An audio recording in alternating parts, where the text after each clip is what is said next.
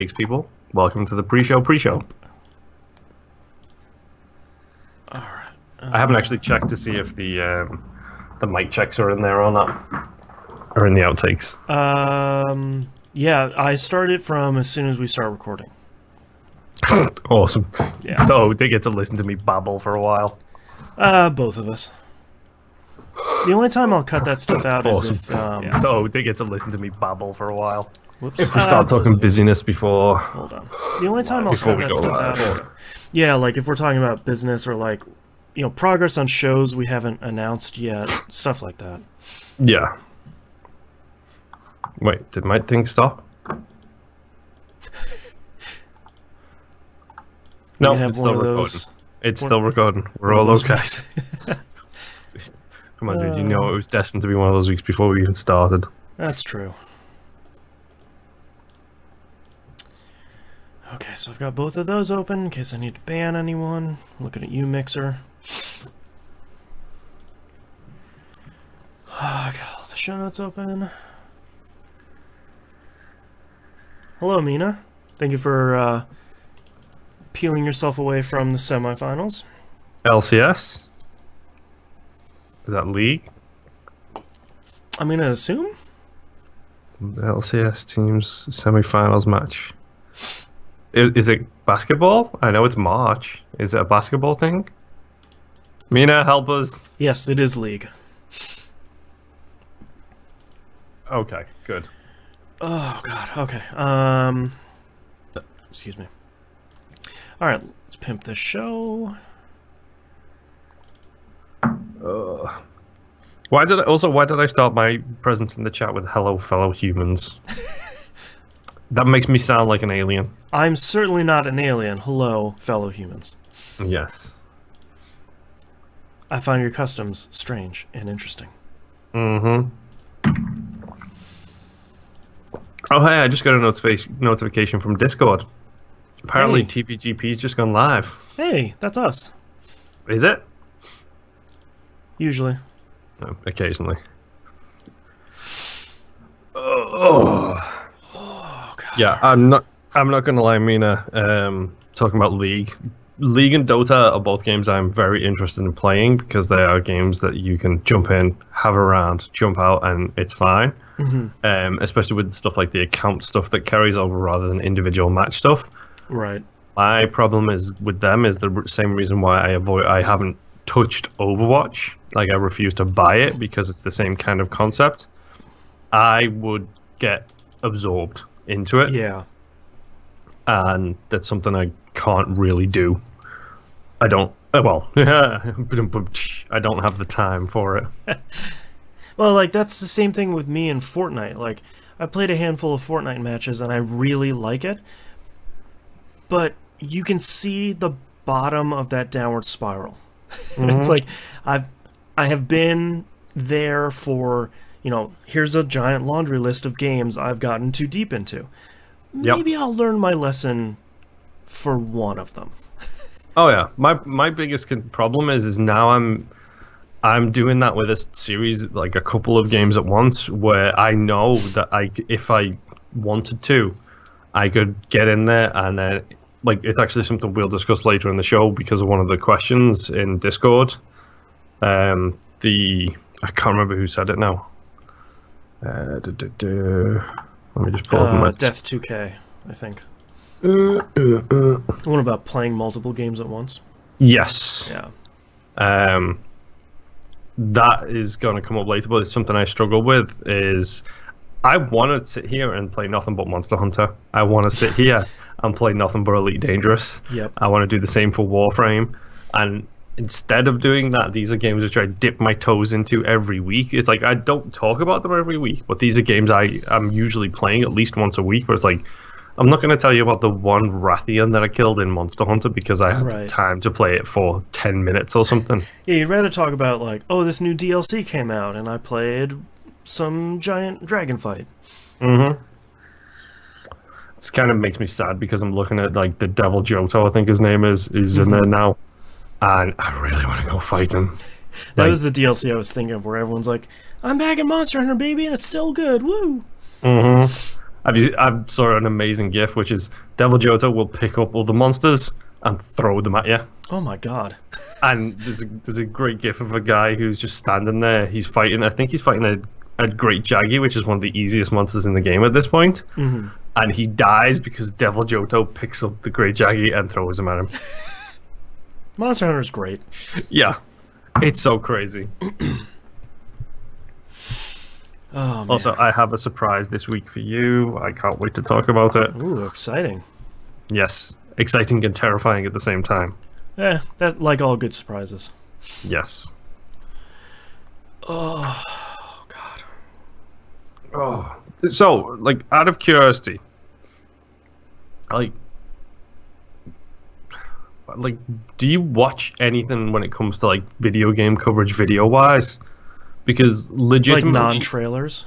Yeah, like Twitch stuff or like Giant Bomb stuff. Because I mean, I've made the joke before.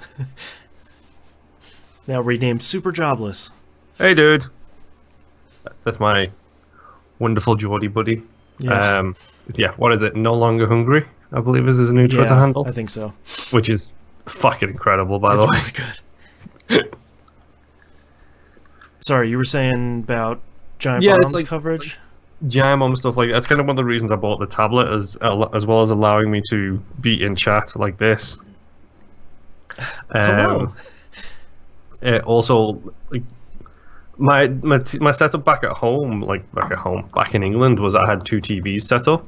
So while I'm playing something, I'd also have something going on the other screen. That's one of the reasons why I've seen the first 4 seasons of Supernatural like 26 times. Right, that's what they had on Netflix. Yes, because I had them there and I'd watch them. But now, because it's like I don't do the double screen stuff too much anymore, because like by the time I get home from work and everything's like, okay, do I play anything with my wife? Let's have a catch up with my wife. Then I go to sit down and play stuff, and it's like I find myself not wanting to watch stuff because I don't have anything else to do while I'm watching stuff. Right. My one exception to that is this week. My mother-in-law made me a crocheted me. I think it's crochet. It's not knitting. It's not sewing. It's the one in between. Yeah. I think she crocheted me an American flag blanket. Oh, that's fun. It's actually really cool and really well done. The downside is she apparently it was supposed to be for when I got here. Oh. Which is over a year ago. That's all right. And she's finished it, but she decided to get lazy when it came to the stars, so she just used fabric glue to put the stars on. Oh, sure. I was like, by the way, you're probably going to want to sew those stars onto the flag because they will come off. Yeah. So now I've been using that as a little bit to like watch some stuff. It's like, which, thanks again, Banffcast, for making me rewatch all of Doctor Who again. Oh, it's so good though. It is. I just watched like today, this morning, while I was looking after making sure Jess was okay and making sure everything was going okay in the house, doing some chores. I watched the last 2 episodes of season 4, which is the Donna season. Oh, that season's so good. Mm-hmm. Oh, it's yeah, but yeah, I've been doing like sewing while I'm watching this stuff, and it's like I don't find. It's cliche at this point with me, but it's like I'm struggling to find the time to watch stuff. Like, yeah, specifically in Mina's case, I've enjoyed watching her play Monster Hunter, but it's like I don't have the time to watch every video anymore. It's like, well, I have like the opposite problem because now my daughter is old enough. She's 16 months now. It's old enough that she wants to start repeating everything that she hears, which is really good when we're watching children's shows. It's really bad when we're watching pretty much anything else. So yeah, we watch a lot of Nick Jr. stuff and like not anything else. Yeah. What was your original question though? It was like, do you watch much of that stuff? Like, because of my weird OCD, I'm a year behind when it comes to Giant Bomb. Like, yeah, 2 years. I sort of have a. This isn't the right way to put it, I don't think, but I'm gonna say it anyway. I sort of have a problem with a lot of that coverage because, and Giant Bomb's a little guilty of this too. I feel like so much of video game coverage nowadays is it's bad by default. Not the coverage, but a game they're looking at. Like, it gets more clicks, and it gets more views, and it gets more readership if you say, boy, this game could have been something special. We crap on it after the click. You know, like, so much of that is... And that's why I like watching some Giant Bomb stuff, because even if it's bad, they often will at least have a good time with it, but... Yeah. So much of the stuff that like gets recommended, I watch Jimquisition, which is probably the worst. A lot of that stuff where it's like, yeah, he is the ultimate in same bad thing for 15 weeks, which he and he admits it, which helps. But like, so much of the stuff that I get recommended on YouTube for whatever reason are like these essays on video games. You know, it's like, how did Destiny 2 fail? 15 hours and 39 minutes. You know, it's just like, I don't have the time, and I don't know who you are. Like, that's not a bad thing, because a lot of good stuff comes out of that. But I was thinking about that today, because I'm going to talk about Ni no Kuni 2 later. Wait, what? You're going to talk about Ni no Kuni 2? What a shocker. I know. I read a couple of reviews when that game comes out, and Mina says I'm exhausted by the videos of why it's bad from everyone as a whole. Yeah. I mean, we as a show try to keep it a lot more positive in general, but like, I'm sort of tired of like, this video game just came out, here's 10 reasons why it sucks. It's just like, I don't care. I think the problem is, though, is like, it tells you, I think this gives away like how old we're getting at this point. We're at that wonderful ground where we're not old enough to hate everything, but we're old enough to be kind of stuck in our ways a little bit. Because it's part of what... pre-show, so I can swear, so that's fine. It's part of what pisses me off about the internet at large these days, is everything is negative. You can't say anything positive without being attacked for saying positive things. Yeah, like Mina in chat says that she feels like she has to defend Ni no Kuni 2 because people immediately attack the bad parts. That's what I'm going to talk about a little bit during the show, but for me, I feel very much that way, and I will defend this game very strongly. But part of the problem that I have is when I hear feedback or I read a review or something about games, sometimes it gets lodged in the back of my brain. Where, like, especially if it's a game I haven't played yet, someone will say, like, Far Cry 5 that I haven't picked up. You know, there's been a ton of coverage about Far Cry 5, whether it succeeded or not at the what it aimed for has been a lot of the coverage around it. But if I, you know, like one of the big examples is I got on the road and every 10 seconds there's a caravan and I can't get away from having to do these events. That's going to stick in my brain. Because now when you start playing it, you're going to get the caravan and you're going to be like, oh, like, this is every 10 seconds? You know, or like, if I don't, then it's like, am I missing out on a cool part because I'm not getting... You know, like, I feel like that criticism gets lodged in my brain and it colors how I play some of that stuff. And I think that's not really... Fair isn't the right word, but it's not the right way that I want to approach some of this stuff. Yeah, like, to be honest, like, I have a tendency to be less critical of games than I probably could be. Like, if I wanted to, I could rip Monster Hunter to bits for many, many different reasons. But that's not really what we're going for with the show in general. To be honest, it's not me in general, period. Like, I sit here and I call myself an achievement hunter, and I am. Clearly I am if you've seen my gamer score. Yeah. But that's also driven by, like, a desire to want to play and do everything. Yeah. And obviously, I'm never going to be able to do that. Like, 200,000 games came out on the 360, and I've played like 400 of them. But part of that process for me was, like, I got into what I used to call poop game lottery, which I love my definition for it because I used a rental service like GameFly, like anything else, and literally, I just fucking put hundreds of games on the list. I was like, you know what? Send me whichever one you want. Whichever one's in stock, send it to me. I'll play it. I'll see how I feel about it, and then we'll be done with it, and I can send it back. Yep, you'll give it a shot. Exactly, stuff like that is how I learn about like Disney's Bolt. Yeah. Like that's a third-person character action game on the 360 that has no right to be any good at all, and it's one of the best character action games I've ever played. Right. And it's for kids. It's from not a God of failed War. Disney animated movie. Exactly. Yeah. It's like stuff like that shouldn't happen. Stuff like the first Cars game being ridiculously incredible. Yeah. Shouldn't happen, and it does. And it's those are the moments that I absolutely adore when it comes to like video games. It's like, yeah, you've got a really bad game, put it somewhere where I can play it, and I will play it. It's kind of the whole thing with the Steam thing I'm doing now that T-Bomb's been nice enough to share his library with me. It's like there's 3,000 games there, and for me, it's like, here's a goal, here's a target, here's something for me to do. That's what the whole achievement hunting thing is I give myself an end goal and I do my best to hit that goal. Yeah.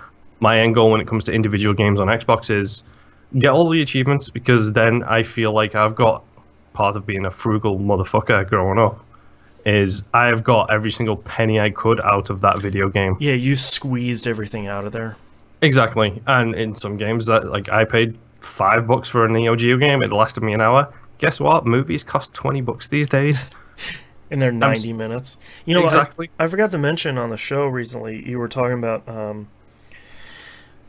you going alphabetically through your Steam list, and that was my plan like 2 years ago to play all of my games on my Steam list alphabetically, but live stream the whole thing. Oh jeez. And then I had a kid, so yeah, good luck with that. Chucked right out the window. Yeah. Well, I mean, that happened this weekend. Me and Jess went to see Ready Player One. Like, a movie that came out on Friday and was already panned by every single person I read talking about it on the internet. Yep. Hated it before it even come out. I read the book. I think you did too, right? Yes. I read the book, and I thought it was good. Like, it's obviously not high literature.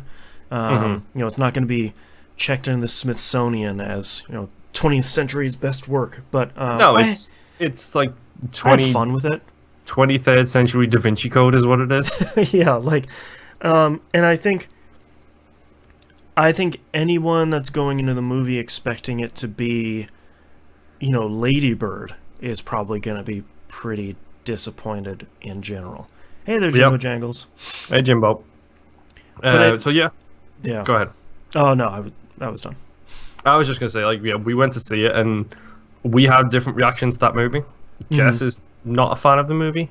I believe her thing was it's okay because it deviated from the book. It had to. As Dennis Klein spoke about it when people started saying it should be a movie, he said, "Yeah, good luck getting every single license right." Yeah, I'm sure it was hard just for the book to get some of that stuff. Exactly. But we went to see it and I thought it was good, not great. Like, I enjoyed it. It's a very good, dumb, switch your brain off and kind of enjoy it moment. I made the mistake of clicking on Dan Reichard's review for it on Letterboxd, which I'm 50-50 with him. Like, I know you're not a big fan of Dan Reichard. No. I can love him and hate him at the same time, and I hated his review of that.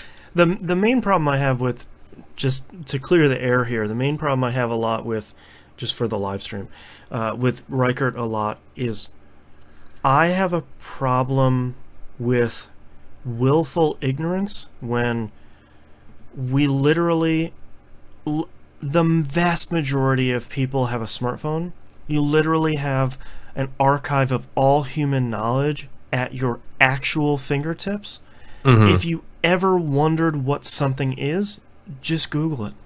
Yeah. Like, you can immediately know. And to have someone that seems to be reveling in willful ignorance is it's frustrating. Yeah. And it also sometimes it's a character, and that's kind of funny. About to say, that also doesn't help that I don't know if it's professional wrestling that has done this to him, but he plays that role as well, and he amps it up even further for videos, for live streams, for his public persona. He amps that up further. Sometimes he likes being the heel. Is that the right one? That is the right one. Okay. Keeping a kayfabe. Yes. Kayfabe's dead, man. Kayfabe's been dead since the 90s. Okay. Well, I don't actually know what I'm talking about. 1990. Well, 97. Kayfabe kind of died with the Montreal Screwjob, but they kind of brought it back with the whole Austin McMahon thing, and then they kind of started to ignore it. But yeah, let's not talk about professional wrestling when I'm the only person here, except for probably Super Hungry. Yeah, he told me well done, so thanks. Yes. Well, to be honest, like the whole thing you're talking about with Dan, I have the exact same thing with Gavin Free. Who's he from? He is one of the two guys of the slow-mo guys who works for Rooster Teeth. Oh, okay. He plays up his character, and I'm not the biggest fan of him in the first place. I respect the dude. He clearly works hard. He clearly has goals, but there's certain things about him that I fucking despise. Yeah. And like when I hear him talking it's one of the reasons I haven't listened to the Rooster Teeth podcast in a while, because I can only take so much Gavin Free before I have to stop listening. Yeah. Because it just gets to the point where it's like, I kind of want to shout at you on Twitter, but I'm not going to, because I'm not that guy. So that's a good sign that now I need to pull back a little bit. Yeah. Well, when I find he's the one who he's the one who the news hit I think it was like a month ago, who the guy broke into his house with a gun. Yeah. That's Gavin Free and his girlfriend. Okay. And I actually sent him a tweet after that saying, look, you've just experienced what terrifies me daily about being someone from the UK living over here. Right. That's my literal worst nightmare. Right.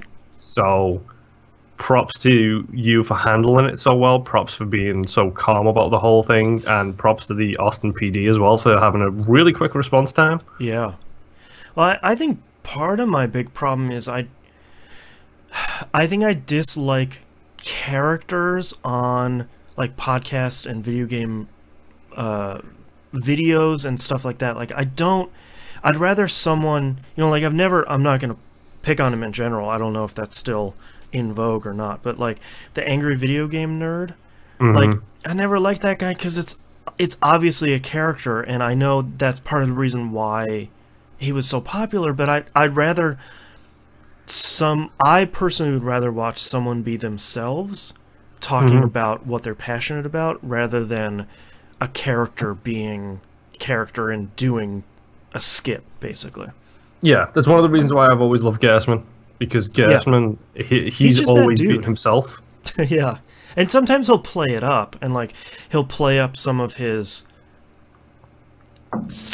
personality, but it's never like he's never a different person. It's one of those things as well. It's like we all know he's obsessed with Burnout Paradise, and hearing him talk on the recent podcast about Burnout Paradise, it's like, you know what? Good on you. You're admitting how great the game is, but you also admit its flaws. Like you also can be critical about the whole thing too. Yeah. A perfect example of your character thing. One of the things that bothers me about characters on the internet is it blurs the line too much. Yeah. Because then you don't know where the character starts and the person ends. And I hate to take it back to professional wrestling, but Vince McMahon is the prime example of where does the character stop and the human. Yeah, because like you start asking, you're like, is Vince McMahon, like how much of that is that actual dude? Like when he's not on TV. Like, have you ever seen Shark Tank? I haven't, but I imagine it's similar to something that we probably did over in the UK. What was it called? Is it where people come up and offer a bunch of stuff to businessmen and then like, this is my idea kind of thing? Yeah, like here's my idea. Do you want to fund it and like get X percent? I can't remember what the British version is. Help me, Super Hungry. You're my only hope. Might be like Dragon's Den or something like that. That's the one. That's exactly the one. So there's a guy on there named Mr. Wonderful, and he's the same way where it's like, I know you're playing up this character of like a dude who's just money hungry and like nothing ever impresses him and nothing's that cool and he's gonna be super greedy. But if I'm gonna go into business with you, how much of that dude are you? Like, is this the dude when the cameras are off and I'm like in contract negotiations with someone? Are you like over in the corner like me money? Like, is that who you really are? Yeah, it's again professional wrestling. Vince McMahon. It's like he has done some horrific things on camera as his character. Yeah. And it's never been confirmed. It's never been 100% confirmed, or like he's never faced correct charges or saved time or anything for it. But there is a whole bunch of scuttlebutt about the horrendous things he's done behind the camera as well.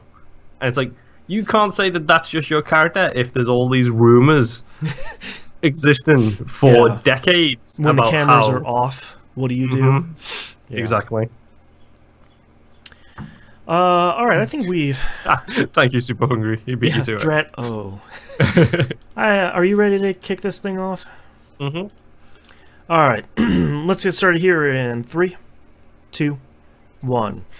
Welcome back to another episode of That Video Game Podcast. I'm your host, Boston. Joining me, as always, is Moonpeer. Hello there. I think we don't have any business here at the beginning, so let's just dive right into what you've been playing. One touch of business, really quick. Next week, obviously we have Pup coming next week, so everybody tune into Pup. Yes. And also, me and Jess will probably be recording episode 2 of Old Dog New Flicks. Right. So listen to that first episode, get your feedback in. I'll just say the hashtag here, TVGPODNF. Use that hashtag on Twitter, please. All feedback is welcome. I have quite a tirade from Mr. Big Mackey waiting for me to be read. Yeah. So that's going to be fun. But yeah, episode 2 hopefully we'll be recording next week. So get your feedback, get your comments in, join in the discussion. We want it. Bring it on. Talk to me. Talk to us. Yeah, if you haven't listened to the show yet, it's right now $5 early access for patrons. Patreon.com/E1M1. Also, the other piece of news is it's April Fool's today when we're recording. We're not doing any of that. Nope. I'm too old for that stuff. Yeah, don't worry. All right, but let's dive into what you've been playing. Okay, start out with... I might as well just get it out of the way first and foremost. Let's talk about NeoGeo games, shall we? Our favorite ACA NeoGeo titles. Yes, 2 this week, Fatal Fury 2 and Fatal Fury 3. If you ever want a really surprisingly fun experience, play in the course of 3 weeks Fatal Fury 2, and then Fatal Fury 3. Just because because they're all available on the same platform these days, you will see the progression of fighting games, and it is so astounding, the difference. It's really weird. Like, I don't know what the year difference between them is, but it's kind of cool to be like, I'm gonna play Street Fighter 1, then 2, then Turbo, then Championship, then everything else. It's like, oh, these games do evolve, and they evolve quite a lot, surprisingly. You just never really saw it back to back. Exactly, and especially seeing the pixel art and everything on the Neo Geo evolve over that time as well. Like, that's such a nice feat. Like, nice to be able to go and look and be like, Fatal Fury is really well designed. Don't get me wrong, it's no tank Streets of game. Rage. No, the tank game with the best pixel art ever. I can't remember its name. Metal Slug. It's no Metal Slug, but it looks great. And then you play 2, it's like, okay, there's like 20 more frames of animation for every single thing these guys do. Right. And then you play 3, and it's like, oh, okay, now it looks better and it runs better. It's like, they like really mastered the hardware at that point. Oh yeah, and it's really cool to just be able to play in quick succession, especially games like this where for me at least, it's a small time investment. Get what I need, get out. You know, that kind of thing. It's really good to just be able to go in and go, I can see what they've evolved on, what they've changed, and even something as simple as how the AI evolves to where, okay, now I can't just do the old Ryu, like jump in, high kick, low sweep, jump in, high kick, low sweep. Now they're defending that after you've done it twice. They've gotten smarter. Exactly. So yeah, Fatal Fury 2 and 3, like I said, they're NeoGeo games. I'm just trying to get games off my Xbox. We talked about this. I think in Play them, delete them. I've got like 300 installed at this point, and they need to get gone sooner rather than later. Now 297 though. Yes, I think it is actually literally at 297 right now. It doesn't help that I signed up for Xbox Game Pass, so I've got another 100 and change waiting for me. Yay! I played an absolute ton of Burnout Paradise Remastered this week. Oh yeah. Which that game feels so good, and it's a really hard thing to describe when you're talking about feeling a video game. Like, if it clicks with you, you know. If you haven't played Burnout Paradise before, it's probably a good time to jump in, considering this is literally everything for the game. I feel like the thing I thought when you were talking about how the game feels perfect is I could only imagine how amazing it felt developing that game, where you're playing the prototypes and you're basically driving a box car around a gray polygonal city block. You know, there's really no game there. Yeah. But I bet the moment you played that one build and it just worked right, you're like, okay, now we have a game. Like now you can sort of see where the meat of this game starts coming in. And you're like, okay, now we're on to something. I bet that moment felt really cool. Yeah, and it's really hard to describe that game. Like when it comes to, okay, yeah, it's an open world, it's an arcade racing game. You know, you'll know if you like it or you don't. I actually, speaking of Mr. Gersman on the pre-show, actually tried to watch a Giant Bomb video this week from like 2 years ago, and he played the PC version of the OG Paradise. Right. And seeing him play that, I was thinking, he's handbrake turning around these dead L-shaped turns. I don't do that. Why don't I do that? I tried it, and hey, guess what? It works. It actually helps way more than I thought it would. Yeah. Because I'm used to trying to start my drift like 20 yards before the corner, and then sideways around the corner while my nose touches the building that I'm turning around. And 90% of the time I crash. Well, maybe not 90, more like 40%. But it can be a pain in the backside when you are trying to get like a burning route done, and it's like, oh, I keep clipping this exact same section. Why don't I just handbrake turn around it? And I started doing it, and it's actually helped me so much just handbraking around certain corners. Yeah. It did tickle me though, because there is one specific junction in that game where you come around a corner, there's a burnout sign directly in front of you, so it's like you've got to hit a ramp to smash through it, and then there's a right turn, but there's a tunnel under this bridge to make the right turn. You've got to go past the tunnel, over the bridge, and then up this mountain. Every time I hit that junction, and anybody like who's got experience with Burnout Paradise will know exactly what junction I'm talking about, because every time it does the whole thing where the right hand street sign pops in and starts flashing. It's like, okay, I need to take a right. I always take a right too early and then end up going either under the road I need to go over or I hit the ramp and then crash, or I hit the corner and crash because I get torn and stuck in the middle. Every time, done it without like 40 fail. times. Probably like 130 at this point. Yeah. It's literally every time I hit that junction, and it made me laugh because while I was watching Jeff Gersman, he did the exact same thing, and this guy knows Burnout. The only other thing I need to confirm if that junction is bad is I need to take a screenshot of it and send it to Mackie, because if he does it too, then I know it's not me, it's the game. Just post it on Twitter and say, RT if you hate this junction. Yes, exactly. I'm probably going to end up doing that today, probably. Yeah. But yeah, I don't know. How did Mackie get every single sign and every single road and every single like smash and parking lot in like a week? Yeah, I saw that tweet he posted, and that is an incredible, innate, like burned-in knowledge of a game. I legitimately don't know how he did it, but yeah, full credit to the young man. We were talking before in the pre-show about really squeezing every last penny out of a game, and I feel like Burnout Paradise has so much content in it that if you go for 100%, and you manage to get it in that game, you have squeezed so much money out of a $40 title. Yeah, exactly. Like it's one of those games, especially now with $40. It's, knock yourself out. Take the 100 and something hours it's probably going to take here. I mean, I did the math yesterday, I think it was. 506 hours in Isaac, dude. Wow. 506. That's so much. That's ridiculous. I'm glad the PS4 doesn't keep track of the time I've played Isaac, because it would... A generous estimate, it's probably 4 times that. My wife is obsessed with Siege. She's only beating me by like a day in Siege. Wow. And that's a multiplayer game that she plays with her friends consistently. Right. Isaac is just a game you quietly rage at by yourself. Exactly. But yeah, I'm expecting to do the same thing with Burnout Paradise, and I haven't looked at the achievements yet for it, but I'm assuming all of the old achievements are in there, which means I will have to do the 8-player challenges, the 7-player challenges, the 6-player challenges, the 5-player challenges. I think they got rid of most of those. I think the only achievement for challenges, don't quote me on this, I think is like you just have to do 50 of them. I hope so. Overall, because I think... I'm sure the feedback to that on the original one was, hey guys, there's 500 of these, and I don't want to do all of them. You do know you're talking about EA.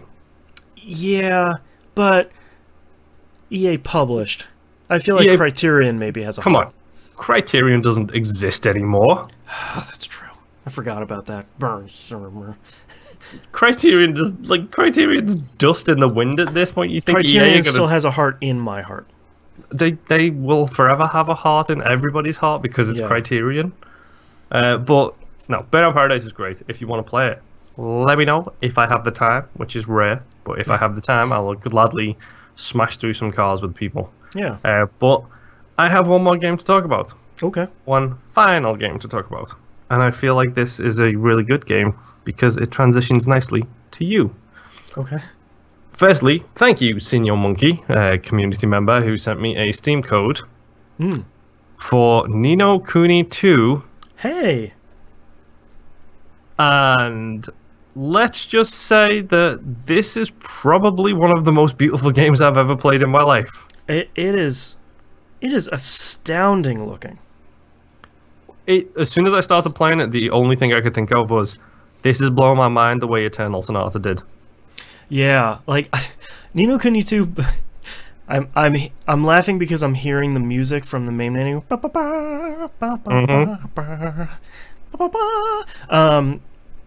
From that first moment, you're just like, ooh, this is okay. This is great, and that even that opening like rocket attack is sort of like This game looks stupid good. What have you wizards done?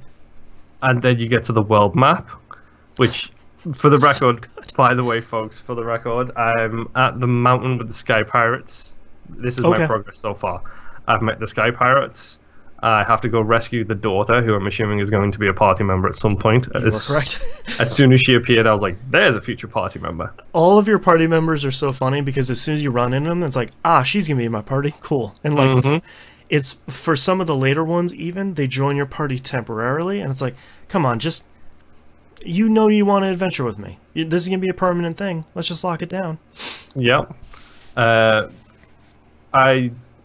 started playing this game, and remember how we were talking about this might be a game that Jess might be able to play? Mm-hmm. No. Is it too happy, cartoony? It's too JRPG.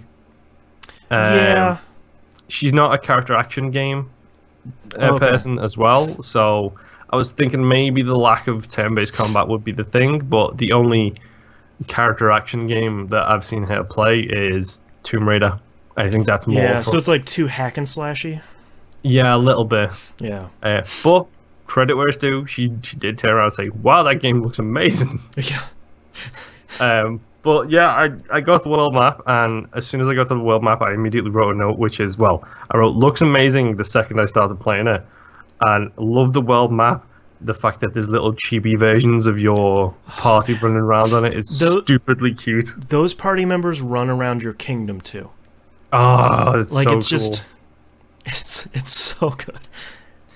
It's like you never played the first one on PS3, right? I did not play the first one at all. No. Okay. I don't understand what black magic they've done to have that art style on literally everything. Like, some minor complaints about the game. I'm not a big fan of the camera. Like it's a little too tight. And it's like when you're spinning it around, it moves a little too fast. Like it's too touchy. I can never get it right, even messing in the settings. Yeah, but when the game starts and you're doing the spiral staircase downwards, I wasn't looking at anything except for the wall, thinking, that wall is beautiful. That's a great texture. it doesn't. It's not the repeating texture, so you know it's not the same thing. Just copy pasted hundreds of times. Like, how did they do this? Like, it's ridiculous. Yeah. And like I said, like the combat is okay. It does, like your criticism last week was it seems to be a bit easy. Mm-hmm. The only thing that's killed me is the stealth section at the very beginning of the game, which is so dumb to put a stealth section at the beginning of your game. Thankfully, the only one. I was hoping that might be the case, but that's when it comes to bad decisions in game design, that right there feels like a bad decision. How do you feel about all of these British characters? It's very much the same as the first one. We're like, oh, everybody's British in this. Okay. I'm really torn because some of them are amazing and some of them are terrible at the same time. Yeah. I met Granny, Auntie Agnes. I can't remember. It starts with an M, I think. Yeah, I met her. She was kind of cool. Roland, I'm not sure about his voice as of yet. I like that he's very much like, hi, I'm an American guy. But that's the weird thing, though, because he's, hi, I'm an American guy, but with a very distinct anime Japanese kind of look to him. Right. And clearly when he's driving, the presidency seal on his car is very much a knockoff of the American one as well. Yeah, I like how they're very much like, they call it like, he's president of the Union, but it's very much like, wink. Yeah. That's like saying, this is an American guy, but don't quote us on that kind of thing. Yeah. I met I can't even remember the names now, the Wibblewobbles. I'm just going to call them that. The Higgledies? There you go. Oh, I love those guys. I met them. I've got 3, I think, at this point. 2 greens. Let me give you a pro tip about the Higgledies. Don't bother with any of the other ones except for like the first 4 you get, unless you really like the look of them. Okay. I think that's the one downside. So I finished the game. Spoilers for my portion of this. I used the first 4 for the entire game because their only job really is to heal you. And they level up as well, don't they? Yeah, once you get the kingdom, you can feed them items to level them up. Of course. That just has them do a little bit more stuff, but it's never really... I switched some stuff around after I beat the game, because thankfully, no spoilers, after you finish the game, you create a clear save. When you load that up again, it just turns you loose back in the world, and there's a whole bunch of stuff that gets added to the world after you finish it, and it just starts you from before the final boss fight. Yeah. And I switched out a bunch of other ones in the game just so I have 4 healing ones for some of the post-game stuff, but even that doesn't really matter. Yeah. Mina in chat mentions the fire cannon one. I love that one. He's the first one you get. Around. He's like the grey one with the red bandana, and it's like they're so dumb and so cute and so ridiculous, and it's just, this game is, it's that Blue Sky game. Like, it's the Viva Pinata, it's the Eternal Sonata. Like, don't get me wrong, Eternal Sonata, like, at its core, is very, very dark. It's a very deep and dark story. Here, let me tell you a story while I die. Yeah. But look at how it's drawn and how it's cast and how everything else with Eternal Sonata is it's a Blue Sky game with the really dark story underneath it. Yeah. Viva Pinata could be the same. That's a Blue Sky game where you beat people and beat these little pinatas and feed them to other ones. Right. But still a Blue Sky game. But no, like this, it's sticking with me, but it's my main thing with Ni no Kuni right now is I'm looking at it and thinking, this is probably a 40-hour game. I finished it in less than 30. Okay, that's not too bad, because I'm currently playing like several like 150-hour games. Oh yeah, no, it's not even. So I finished it in less than 30, and that was probably with me going through and doing a lot of the side quests while I did it, because a lot of them are pretty fun, I think. Yeah. And you can probably blow through it faster than that because it is pretty easy. The final boss is level 72, but I beat it at like 55 and had no real problems. Okay. So Because, like I said, that's the thing I've noticed so far is the combat seems to be very easy. yep, It seems to be an experience game, for lack of a better way to yeah, phrase it. It's come in and experience this game and take from it what you want to do. I've never played any of the Yakuza games. I really want to because they seem like a similar kind of thing where it's like this is there to be experienced. yeah. Very Not much so. Isaac or Dark Souls, where this is there to be defeated. This Yeah, is like there there's to more be mechanics experienced. focused. Yeah, Yeah, but I'm loving the game so far. Like I said, the game is.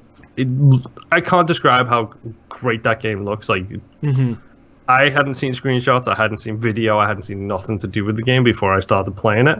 And then you start playing, it's like, okay, so this intro cutscene is a really well rendered 3D anime. yeah, And then you start playing the game, it's like, no, this is a really well rendered 3D anime in gameplay as well. yep, And then you see the world map and the art style and the little tiny touches they do, like the wind flowing, doing the little Yeah. white line thing. It's like, yeah, I think this. Hey, Giant Bomb, I got a winner for your best style category this year. yeah. It's this. Like, Yeah, they very much tried this style with the first Ni no Kuni, but I feel like it looked really good and animated okay, but like the environments were way smaller in the first one, and you could tell they were pretty hampered by the limitations of the hardware. Not that the PS3 was a bad platform, it's just it wasn't as powerful as something like the PS4 or a PC. yeah. And I feel like this to me feels like the realization of what they were trying to do with the first game. Just they got rid of all the chaff. You know, they got rid of all the BS that was holding him back. Well, honestly, I'm also hoping that like them having the Studio Ghibli link in the first game raised the awareness enough for the series to now not have that link, so they don't have to pay X amount of dollars to Studio Ghibli for all of that stuff. Right. That I'm hoping this works out for them because if the awareness is high enough that enough people get this, then hopefully it should help them continue to do this kind of stuff because this game is mind blowing. I mean, like I said, gameplay wise, so far for me, it's nothing special. But I haven't even built my kingdom yet, which is where the hotness really starts for me. Yeah, that reaction right there perfectly sums up how I feel. Like I just want to get to build the kingdom. Let me go out and recruit people. I have my kingdom fully maxed out now, and it was a problem. Like it's so good. It's as good as you expect it to be. That's me. Like, again, achievement hunter. I like collecting things. Yeah. I like seeing numbers count up. So much so that when I was playing Forza Horizon, I specifically sent an image to Boston of him being 3 away from a completed collection and complained to him about it.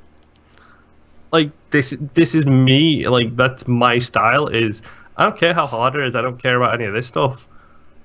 If you give me those meters to fill and that end objective of here's something you can max out at some point, I want to do it. So I kind of can't wait to get to that point. Well, and you're actually pretty close to it because it starts in chapter 4.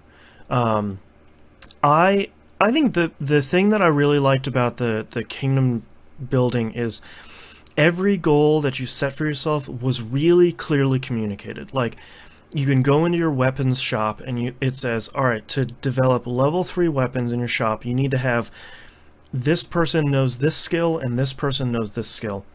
The game will tell you what people, when you go look at what personnel you want to have assigned to a building, it will tell you which people are naturally inclinated to do this sort of job. You can have like a little star next to it and say suited. So it's like, you know what your own goals are, and the game is really going to help you very clearly say, these are the people for this building to do this thing, and all of this stuff is going to be super clear. So it's you don't have to keep an Excel spreadsheet of like, well, this person's good at this thing and bad at this thing. None of that stuff. It's thankfully it's so clear about trying to help you just have fun with this mode, and especially because there's a ton of content in there. And this is Peace Walker all over again. I'm in so much trouble. Yeah, but like a lot clearer about how and why you want to do some of that stuff. Yeah. I'm in so much trouble. But yes, that's pretty much all I've been playing. Like I said, I'm only up to the Sky Pirates location. Yeah. So I'm assuming you would like to continue on Ni no Kuni. Yeah, so I finished Ni no Kuni, and I'm now on the Platinum Trophy March. Want to give 3 tips for anyone that's going for completion in this game that you want to do as early as possible. Don't buy stuff is tip number 1. Actually, tip number 1 is nothing is missable. So I love that kind of thing. Don't worry about any of that stuff. Tip number 2 is don't buy anything. You don't need to buy anything at all in this game. So you can get up to 500,000 guilders. I'll just call it gold because guilders is confusing with the currency that you have in your kingdom, which is king's guilders. Oh, of course. Yeah. Tip number 3 is the RTS system in the game, skirmishes. There is a trophy/achievement for beating 50 individual skirmishes. Okay. My tip to you is when you go in your main menu and you look at the vital statistics item, it will show you how many you've cleared. Don't clear any hard mode ones and don't replay any, because it's a real pain in the butt to find which ones you're missing if you've replayed ones, because then it'll say, like, at the point, I don't think I've replayed any, so I'm sort of on the march to 50 right now. If I had replayed any or played any hard mode ones, that number would be off. So I wouldn't know, like, oh, I have, like, 10 more to do, I just need to start figuring out which ones I don't have to do. Yeah. So other than that, everything else is doable. The thing that I tried this and successfully did this morning is I completed the last Dreamer's Door. I don't know if you've run into that stuff yet. Nope. So there's, I don't want to say how many there are because there's that's a spoiler, but there are a set number of them in the world where you'll go through like one of the mini dungeons on the overworld, and at the end of them will be a save point and a door. Really early on, you get the key for the door. You go in the door, and it is a procedurally generated dungeon that gets more difficult the more time you spend in there. Okay. The last boss of the final door is leveled 95, and every piece of advice on the internet so far has been level up to 95, just fight the final boss over and over again. It's pretty easy once you're high enough level. You just mash square for a couple of... People are saying, like, you just grind on it for 6 hours and you'll be level 95, which sounds the opposite of fun. Their big feedback was, well, if you don't go in there at 95, he'll just one-shot you and it's just impossible. I beat it this morning at level 75, and it was pretty easy. He is level 95, but, like, by the time you get there, you kind of know what enemy patterns are, so you can dodge out of the way, or you can just sit back and do some ranged attacks for a little bit. The one thing I wish the game had explained earlier is, you have your items on when you're fighting, you have your 3 weapons on the upper left-hand corner of the thing. And the skills on the right. Right, and next to your weapons, there's like 100% meter. Yeah, it's your zing meter. Your zing meter, that's what it's called. Yes.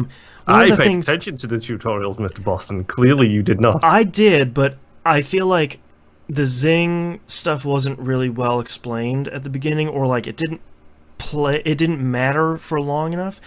But when you do a skill, when your zing is at 100% for that weapon... Yeah, it does an additional effect. Yeah. What they don't explain is it knocks an enemy down for like a considerable amount of time.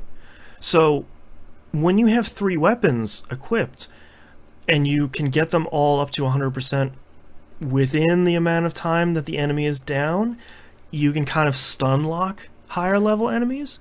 Yeah. And it's really good, because you probably haven't run into any tainted monsters yet, right? No. So they're just high-level, difficult bosses that are on the world map. Some of them are really easy to stun lock, and you can beat them when you're like 20 levels lower than they are. Okay, that's good to know. Good. Yeah. So, I've built the kingdom all the way up, and part of the reason why I played so much of this last week is my daughter and I are both fighting something off this week. and she really likes watching this game. The soundtrack is great. The voice acting is really good. A criticism I have of this game is there's a surprisingly little amount of voice acting in this game. Yeah, there is a whole bunch of hello, right, text box. Yeah, and like a whole full text box. Evan, and then just 3 lines.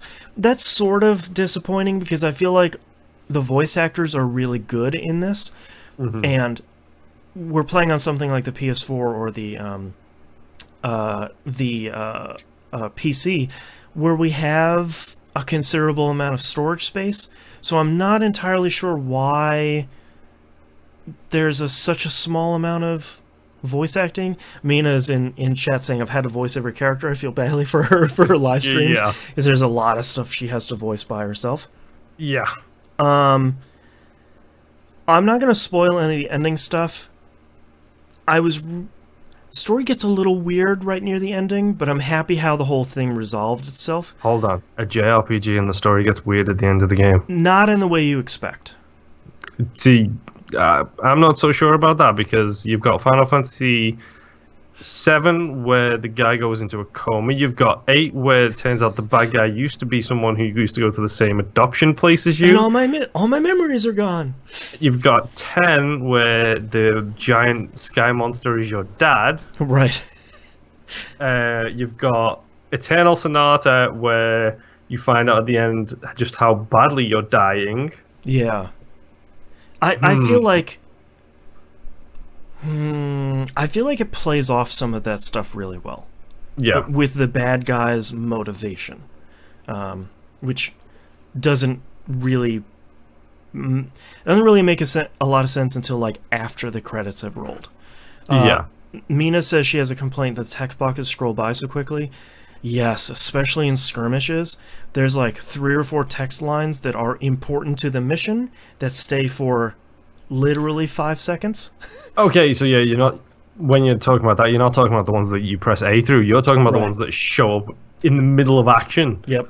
And I'm trying to attack somebody, and it's like, oh, you ran into this area that triggers the next set of text. Yep. And it pops up, and it's gone just like that. I'm like, I'm sorry, I'm trying to stab someone with my knife on fire here. Yeah, can you say your words?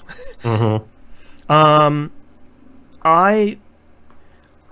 really liked the ending. I think the name of the final dungeon is really stupid. Okay, you're gonna have to say it now. I cannot. It's genuinely it's genuinely way too much of a spoiler. The thing it reminded me of is Inception. The name of the character that draws the maps. It's sort of like her name, where it's like, that's too on the nose. Like I just can't even remember what her name was. You're talking about Ariane or something, like Adriane or something. It was the one where it's like she's named after the character from mythology that led what's his face out of the maze with the string. It's like, oh, okay, that's pretty on the nose for this movie. I didn't even make that connection at all. Yeah. We're gonna talk about the voice acting. The thing that I've seen, the last thing I want to talk about in this, because I don't want to accidentally spoil anything. The last thing, and we were talking about this on the pre-show, where I have sort of been hesitant to read any reviews of this game, but I've read a couple from outlets I like. One of them being US Gamer, that and other places are being really hard on the side quests. So there are 175 in the game, and I've completed 174 of them because I'm not going to run a dungeon again to get the last. Literally one more material to finish the last one. They're easy and they're straightforward. A lot of them are very. I don't want to call them fetch quests, but they really are. It sounds negative, like escort missions. It's like a 4-letter word at this point. part of what I like is that they're just really straightforward. I like that every time you finish a mission in the main storyline, it unlocks a whole bunch of new ones for a bunch of people that you can recruit. Sometimes when you recruit people into your kingdom, as they're walking around your kingdom, they will have another 1 or 2 missions to do in there that unlocks additional stuff. Yeah. I like that they're straightforward. I like that I can go to somebody and they're like, hey, I really need this thing. I'm going to build you a weapon or a costume or something, or I'm going to improve something in your kingdom. It tells you where to go and it tells you what to do. You get some fun storyline before and after the mission that, you know, one of them that I liked that I think Kotaku pointed out is this woman in one town that really needs you to go get this water from this place to help her make medicine. And you go over to the place where there's a waypoint, you come back and you give it to her, and you find out that she became a doctor because she was sick when she was a kid, and she just wants to help everybody else in this kingdom because she doesn't want anyone to suffer like she did, and then she joins the kingdom. Like, yeah, that's cool. That's a cool little story that didn't take me 4 hours to do, and I got a nice side story and I got a cool character. Like, it sounds a lot like the stuff in AC Origins, which is, yeah, AC Origins has some incredible side missions which can be broken down to escort missions or fetch quests. Mm-hmm. But the fact that they're adding actual story into the side missions is kind of what made Origins so incredible to me. Yeah, it's like, okay, now I'm learning about ancient Egypt, and it's really cool, even if I do have to run into this bandit camp and slaughter all of these fools. Yeah. Yeah, so I feel like when I think of Ni no Kuni, and my recommendation going forward is, it's a nice game. Like, everything in there is nice. The heroes are always going to win. You know, it definitely is a blue sky game, and I feel like instead of looking at the difficulty, overall the game is easy. Yeah. Probably a little too easy. But I feel like instead of being harsh on the game or being negative about it being easy, flip it to a positive and say, if your kids want to play their first JRPG, this is a really great game for them.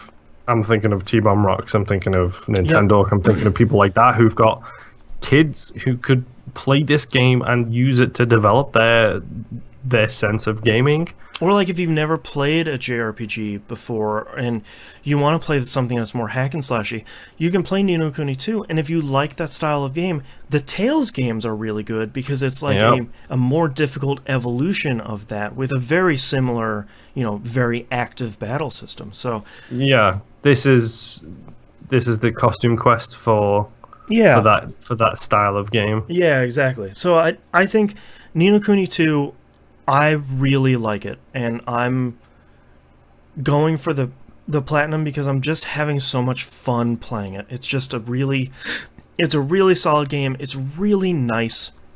It looks and sounds great. I had a lot of fun with the story. It's just a good game, and I feel like a lot of I don't want to get too deep into it, but I feel like a lot of the people that may be reviewing it negatively or sort of crap talking it, you just need to have fun with it. Like, it doesn't need to be the best game ever. It's really good, and that's good enough. Yeah. It doesn't need to be a 10 out of 10, because it's good. You know? Yeah. There's nothing wrong with 7s to 9s. Yeah, like, this is probably, if I was to review it, it would probably be like an 8 out of 10. I was literally going to say, so far, it's looking at about an 8 for me. Yeah. And it's obviously not my favorite JRPG of all time. It's like, this game came in and killed Chrono Trigger. But I was just about to say, is that Chrono Trigger? Yeah, like, I wasn't, for a lot of people to be like, this game killed Final Fantasy VII. Throw all your old RPGs in the bin, you know, like, but it doesn't have to be. It's just a good game. Yeah, you're perfectly okay to enjoy this and still have the things you love in the background. Yeah.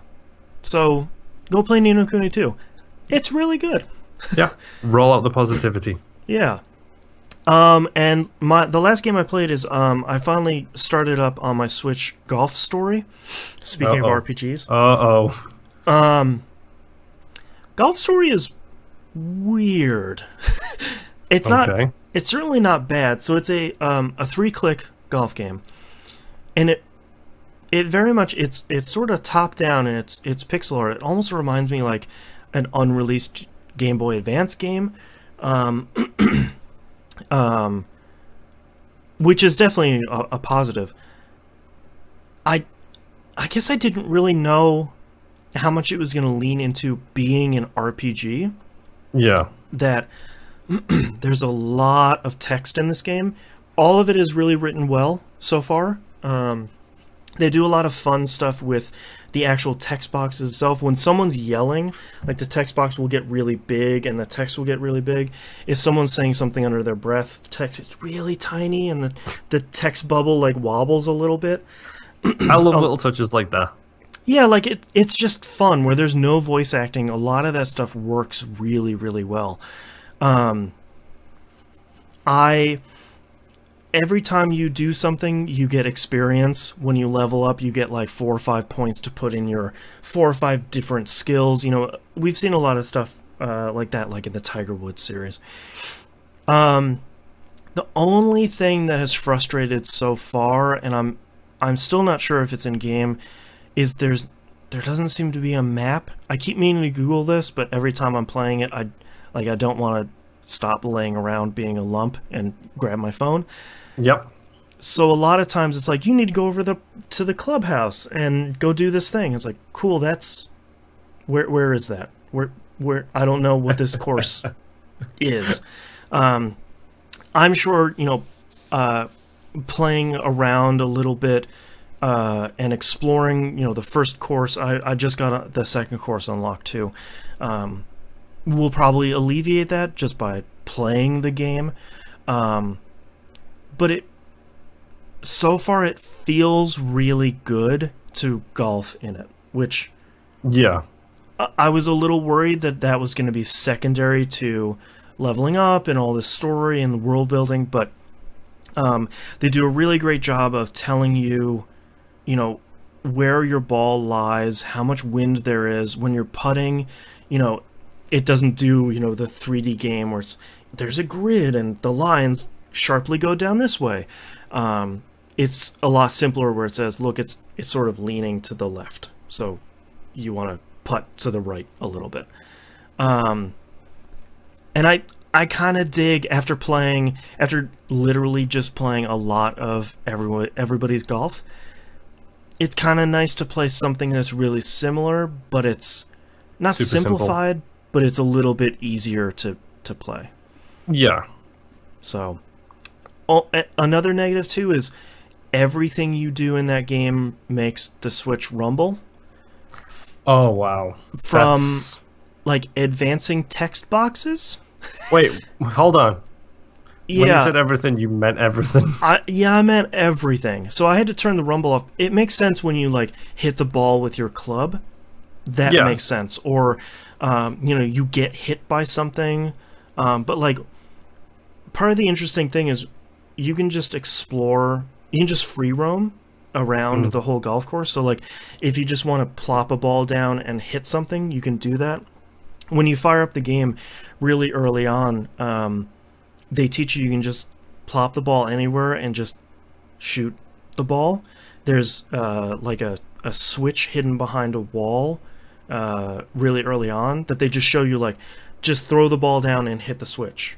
And it will, you know, it's like 1 out of 5 switches you can hit that'll unlock something later. But that's a cool idea, but I don't need you to rumble for everything. That's killing my Switch battery, and the battery is already not great, so Yeah. turn that bad boy off. Yeah. But so far it seems really good. I know a lot of people were really enjoying Golf Story last year. Yeah. I saw it hit a couple of top 10 lists, but I saw that, but I also saw a lot of people talking about how by the time the game ended, they were hitting golf fatigue, where it was just like, this game's like however many hours it is long, and it could have been doing with like 8 shorter. Yeah, and that's part of the reason why I don't want to go super deep into it. I'd rather sort of play a little bit, you know, play an hour or so here or there, because I do have that tendency with golf games. It's like, I do love golf. Let's play 40 hours this week. That's not going to help me at all. And that's what's great with it being a downloadable game is, I can play like Super Mario Odyssey for a little bit, and then I can play this, and then toss my Switch back on the dock, and we're good.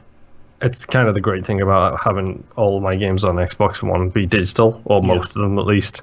It's just like, oh, I'm in the mood for this. No, I'm not. I'm in the mood for this. No, I'm not. I'm in the mood for this. No, I'm not. I am in the mood for Burnout Paradise. All right.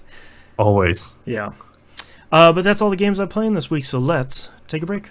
I was about to say exciting. Really, really short as well, but that's okay. Nobody's feeling well today. Yeah, that's true. Yeah, which for the listeners / watchers, if you hear random coughing and meowing, that is either my wife really sick in the bedroom right now, or it's the cats really not happy with not being allowed in the bedroom right now. Right.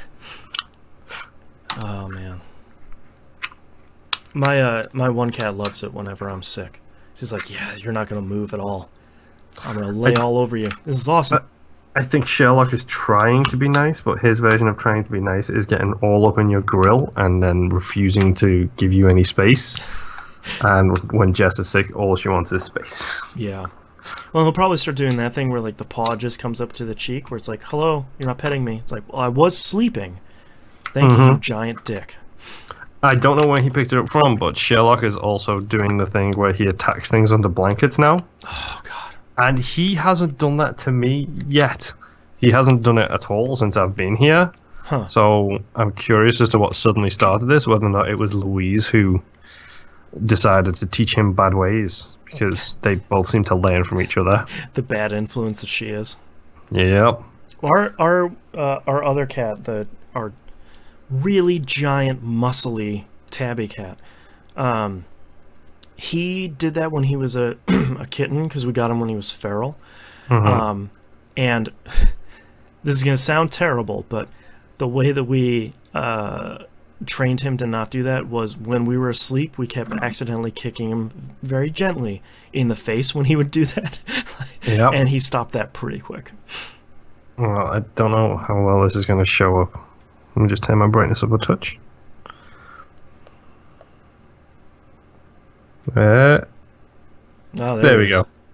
And that's him with a mouthful of foot under the blanket. I got that text from Jess. I think it was that last night I got that text. Or was it today? It was this afternoon, and the text to go along with it was, he's trying to finish me off.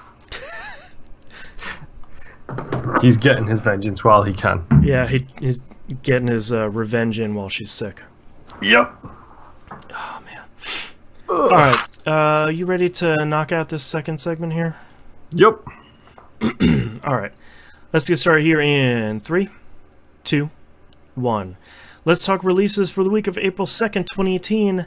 Nothing. Thank goodness. You can take a breather this week. It's about time. Yeah. So let's move on to our news stories. Let's move on to our news stories. Revisiting a news story that we've been talking for probably half of this show's life cycle. Lindsay Lohan's lawsuit against Grand Theft Auto 5 was shot down by New York State's highest court. This is really interesting. A lot of people misunderstand. What was that? I'm trying to figure out if the people dying I'm hearing is coming from my end or your end. It's my end. My daughter wants to be chased around. Oh, okay. So monster noises occur. A lot of people think that she's suing because of the character on the cover art. Nope, it's specifically the character in the missions where you have to chase them around as paparazzi, essentially. Yeah, well, it's actually the opposite. You're saving the character Lacey Jonas. You help her escape the paparazzi. Okay. Part of the funny / sad part of this story is that mission is making fun of young Hollywood. Mm-hmm. And then young Hollywood sues. Right. Like I'm glad that she actually, they have it on here, 2014 is when she started this lawsuit, so 4 whole years ago. I'm glad it dropped because that probably would have set a bad precedent for video games trying to be satire if that had passed. Yeah. Just sort of saying, like, look, they didn't call her, you know, Yinzi Johan. Like, it's clearly a young Hollywood starlet. Yeah. Settle down. It's not that bad. So I'm glad to see it was dropped. I get why you would sue, but... I don't. But I'm from England where, like, the suing culture just does not exist. Yeah. Well, and I think... I get why you would sue because that mission is not super flattering. And if you think it's about you, then that... You're probably going to see it pretty negatively, but it's about Hollywood. It's not specifically about you. You know, no one's joking about you starring in Herbie the Love Bug. Like, it's not that specific. You know, it's like not any of that. Moving on. Yes. Next news story: Red Faction Gorilla is getting a remaster or a Remastered edition. Yep. Oh, what a great is a great /boo title. Yeah. And with a name like that, unsurprisingly coming from THQ Nordic. With the Definitive Edition also coming from them. That was a good one as well. This is going to come out by the end of June, around there. I'm curious to see if this still holds up, because I haven't played it since it came out. Me either, and I'm kind of really torn on this, because at the same time, I really want a new Red Faction game, specifically on the Guerrilla style, not on the whatever the... Yeah, the other one was not good. I want that kind of game, but I've got so many remasters and so many HD upvotes and so many all this other stuff.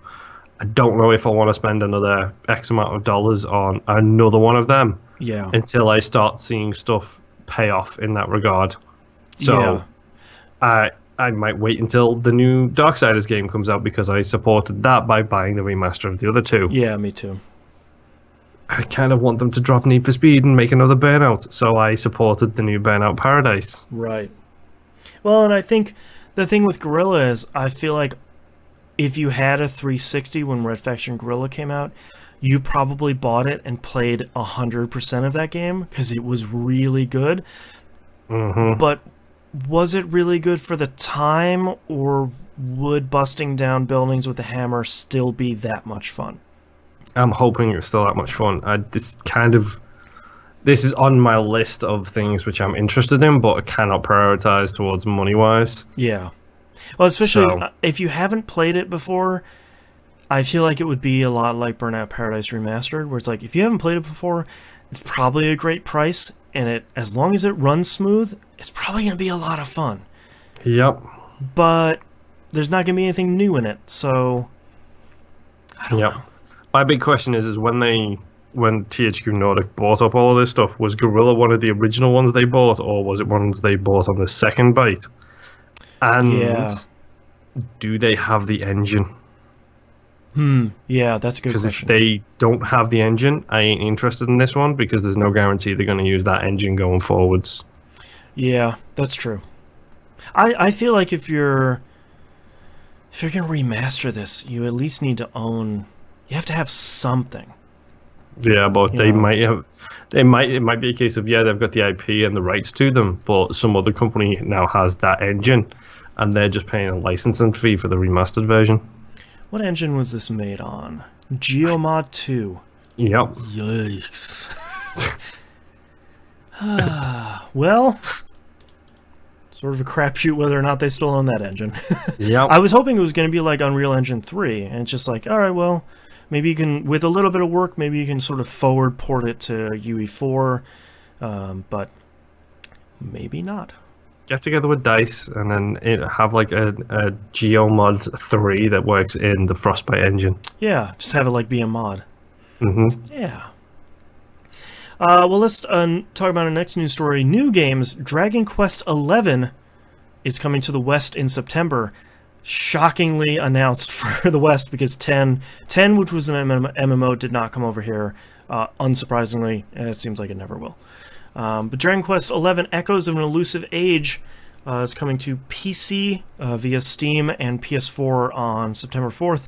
The 3DS version is not coming out over here, which is sort of surprising and unsurprising at the same time, because number one, why would they? But number two, why wouldn't they? So it has a huge built-in market base. And I thought, well, maybe the Switch version will come out here, and they say, well, the Switch version will be coming out much later. That is the direct quote.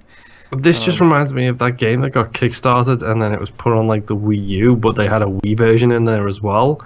And then the developer of the game just put a little note in it saying, please play the Wii version, not the Wii U version. Oh yeah, what game was that? I can't even remember. Yeah, I don't remember. But man, if you guys like Ni no Kuni 2, let me tell you about some hot Dragon Quest games. I've never played a Dragon Quest game in my life. If you want to play a game where you know who the bad guy is and you know who the good guys are, and you're looking for just the good guys to win, that's a Dragon Quest game. It is a really straightforward, mechanically solid, like turn-based, great JRPG. And apparently Dragon Quest XI is outstanding. Okay. It kind of, to be honest, from that description, it just reminds me of Kingdom Hearts, where it's like, maybe the bad guy is the one in the black cloak with the evil laugh. The ones of a group named Organization 13. It's like, they can't be good. That's the worst thing, is they became the good guys, or at least some of them did. Stupid Kingdom Hearts being all confusing and good. Yep. But yeah, I'm excited for Dragon Quest XI. I had, for some reason, totally missed that they were making Dragon Quest XI, but I really like Dragon Quest games, so I'm hoping this is good. We'll find out in September, because I will have to play it now. Well, yeah, it's you. Yeah. I love JRPGs, man. Shocker, shocker. Headlines for tomorrow's newspaper. Boston pre-orders a JRPG. Yeah, I know. I gotta put my money where my mouth is. I need Dragon Quest to succeed in the West, because they haven't been. 8 actually, Dragon Quest 8 was made by Level 5. Ni no Kuni 2 developers. Didn't Builders do okay over here? Yeah, I feel like it's started to do a little bit better now that it's on sale, and people are saying like, hey, the Switch version's really great, and I think people have been picking up on that, but you know, it's a little bit different from the standard turn-based RPG, so we still need those. It's after whatever, you know, Final Fantasy is doing these days. Yeah, I don't even know anymore. I don't even. Fishing, mostly. Alright, next news story. Just going to lay this out. No Man's Sky is coming to Xbox One this summer. Shocker. I saw this pop up on my Twitter feed and I was like, well, I know the exclusivities run out. Maybe I'll actually play this now. Yeah, I think we were talking about this a little bit on Discord, and I feel like No Man's Sky is now a good game after a set of huge patches, and there's another big patch. I think they're codenaming it Next. That's going to be coming out about or at the same time it's coming out on Xbox One. I feel like No Man's Sky is one of those games. You know, we were talking recently about Sea of Thieves as well. I hope this doesn't affect Sea of Thieves, but No Man's Sky is never going to get out from under its launch controversy. Like, it's a solid game now. It has a great tutorial. It has a really cool... I played it a while ago, but not enough to really talk about it on the show. Has a really cool single-player story now. There's base building. There's a lot of really cool stuff in there now. But people don't care because it wasn't a great game at launch. Which, yeah, it was not a great game at launch. I had a lot of fun with it, and then stopped playing because I sort of ran out of things I cared about. I feel like when it comes out on Xbox One... and it'll be enhanced for X, which means it will probably look really good. Oh, yes. Maybe now I'll get the actual trailer. Yeah, exactly. I feel like this is kind of a game to check out now. Oh, yeah. Obviously, I was aware of the drama around the release. I was kind of disappointed to see the drama around the release because I was hoping it would be a really good game, even though I don't have the platform to play it on. But it was one of those games. It was like, oh, I'll get a PS4 for these 5 games. Yeah. And that game went from being top of the list to off the list. Just scratch it off. Mm-hmm. Yep. And I've heard about the updates. I've heard it keeps getting better, and now it's coming over. It probably might end up being one of those things I pick up. Yeah, it would be really nice to see them launch it at $40 though. Yes. I'm a little worried that they're going to launch it at 60, and that might be a little too much to ask. I feel like that would turn off people that want to try it. It wouldn't be unfair to charge it at $60. Yeah. But at $40, I feel like that could be a lot easier for someone to say like, okay, I keep hearing stuff about No Man's Sky, like I can try it for $40. Yeah, it's the reason why I have never purchased The Witness is because I ain't gonna pay the same amount for a game that was released 2.5 years ago on the other console. Yeah. I'm not gonna give you your $40 Right. because it's now available on my console. I think instead I'll just wait until it's on sale. And oh, hey, would you look at that? It's on sale. Let's talk about our next news story and last one here. Xbox's April 2018 Games with Gold, The Witness, is free for the entire month. The best sale. The Witness is really great. That was my game of the year that year, maybe? It was, I believe. Yeah. Both my wife and I played through it, and it is a really great game to play with someone else and figure out puzzles together.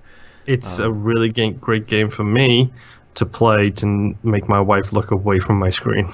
Perfect. That's a solid game. I feel like if anyone has looked at that game and has been interested, go check it out. It's not just draw a line from point A to point B. It's not what you think it is. Unfortunately, I have a thing spoiled about this game. If you have avoided these spoilers, it will be an interesting experience. Yeah. And to be clear, all of the puzzles are draw a line from A to B, but the rules around them change from section to section. Mm-hmm. It's so good. And then the second half of the month, actually April 16th to April 15th, is Assassin's Creed Syndicate for free.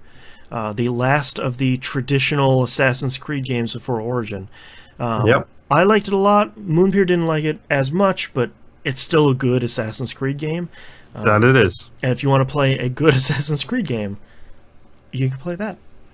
Yep. And then Cars 2 and Dead Space 2 are available on backwards compatibility. Dead Space 2 is probably still really good. Yeah. It's a perfect game in my opinion. Yeah. It's both 1 and 2 are really, really, really great games. Yeah, I should correct that. It's not a perfect game. It's as close to perfect as a game has come. It's a 10 out of 10. Yep. It's that and Dead Space 1 are both 10 out of 10s for me. Yeah. And then Dead Space 3 I didn't finish, so that probably tells you everything you need to know. Yep. And then they close that studio down. Yeah. Sorry. All right, well, let's move on to questions here. We got 5 hot questions here for us. Ivan P. hits us up on email. Says, hey guys, Ivan from the Bronx here. What's up, Bronx? Wanted to ask you if you could bring back one dead developer to do one new game. Who would it be and why? Criterion, a new Burnout Paradise game. Yeah, man. We need a good arcade racing game. There is not Need for Speed. It's not The Club. It's not The Crew. Don't get me wrong. Respect to The Crew. The Crew is a pretty good game. It ain't no Burnout. Yeah.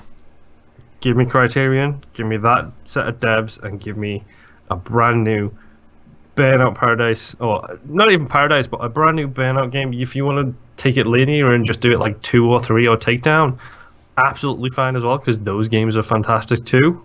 Yeah. Get those licenses in, and then put your feet in and say, if you want to be in our game, we are going to trash your cars, and you are going to be happy about it. Yep. Oh, I missed that. God, I'm not sure who I would pick, actually.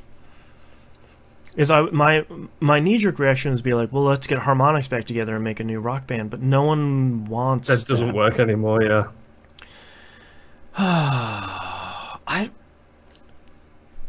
I feel like what I really want to see is like not a big budget, but like a medium budget size strategy RPG, like a Final Fantasy Tactics, a Tactics Ogre sort of game for consoles.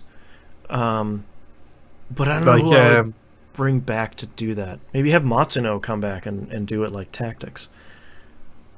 Yeah, that's kind of a call. I mean, that's the problem. Is like there's stuff like Into the Breach, which is a really good example of how you can make a really good strategy RPG.